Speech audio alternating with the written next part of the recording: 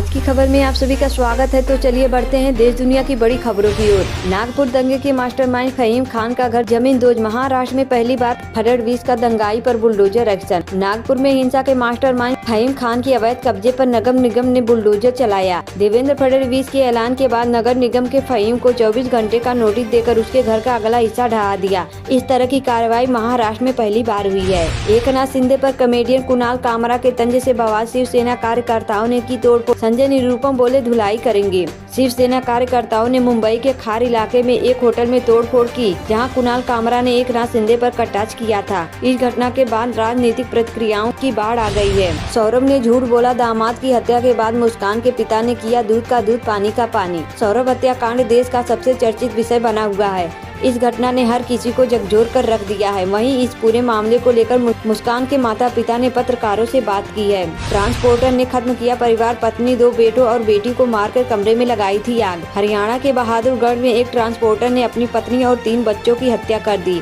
और फिर घर में आग लगा दी। पुलिस को मौके से एक 12 पेज का सुसाइड नोट मिला है, जिसमें उसने अपनी बहन और बहनोई पर घर हड़पने का आरोप लगाया है। यह कोई पहली बार नहीं हुआ। विवादों से रहा है कुणाल कामरा का गहरा नाता। यह कोई पहली बार नहीं हुआ है जब कुणाल मुसीबतों में फंसते दिखाई दे रहे हैं। इससे पहले भी वह अपने बयान को लेकर हंगामा बरपा चुके हैं। एकनाथ शिंदे पर कुणाल कामरा की कॉमेडी के बाद तोड़फोड़। संजय निरुपम बोले करेंगे धुलाई, बंद हुआ स्टूडियो। शिवसेना यूवीटी नेता आदित्य ठाकरे ने कुणाल कामरा की टिप्पणी का सपोर्ट किया है।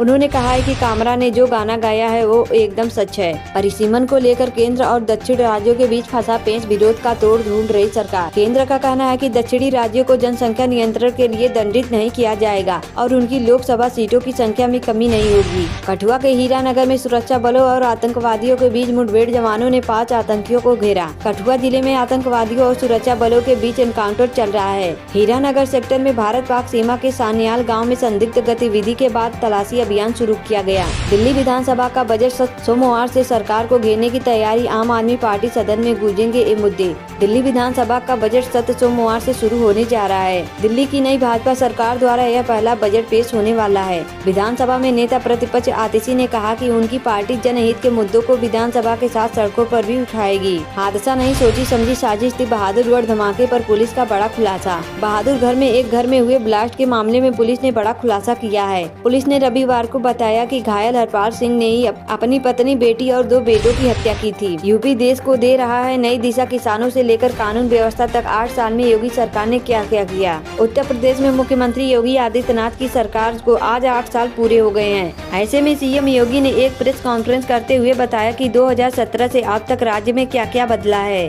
उन्होंने बताया कि 2017 से पहले किसान अपने खेतों को जला रहे थे और उनकी स्थिति बेहद खराब थी, लेकिन अब उनकी स्थिति पूरी तरह से बदल गई है। कर्नाटक में मुस्लिम आरक्षण पर संसद में संग्राम। जेपी नड्डा बोले कांग्रेस ने संविधान की धज्जियां उड़ाई। संसदीय कार्य मंत्री किरेन रिजिजू ने कहा कि यह देश के संविधान पर हमला है। रिजिजू ने सदन में बैठे कांग्रेस अध्यक्ष मल्लिकार्जुन खड़गे से मुखातिब होते हुए कहा कि वह इस पर कांग्रेस की स्थिति साफ करेंगे। वह यह बताएं कि वह किस तरह से मुस्लिमों को आरक्षण देंगे और संविधान में क्या बदलाव करेंगे। हिमाचल से लौटकर सौरभ का शव ठिकाने लगाना चाहती थी मुस्कान। सफल नहीं हुई तो उठाया यह बड़ा कदम। उत्तर प्रदेश के मेरठ में हुए सौरभ राजपूत हत्याकांड में एक नई जानकारी सामने आई है। यह पता चला है कि हिमाचल प्रदेश से लौटकर मुस्कान सौरभ के शव को ठिकाने लगाना चाहती थी। उसने मजदूर भी बुलाए थे, लेकिन बदबू की वजह से ऐसा नहीं कर सके। माँ बाप खफा, कोई मदद नहीं कर रहा। जेल में गिड़गिड़ा रही है मुस्कान। प्रेमी की मदद से पति की हत्या करने वाली मुस्कान ने जेल प्रशासन को पत्र लिखकर अपना मुकदमा लड़ने के लिए सरकारी वकील की मांग की है। वहीं मुस्कान और साहिल दोनों नशे की लत से जूझ रहे हैं। जेल प्रशासन ने इनकी स्थिति को देखते हुए इलाज शुरू कर दिया है।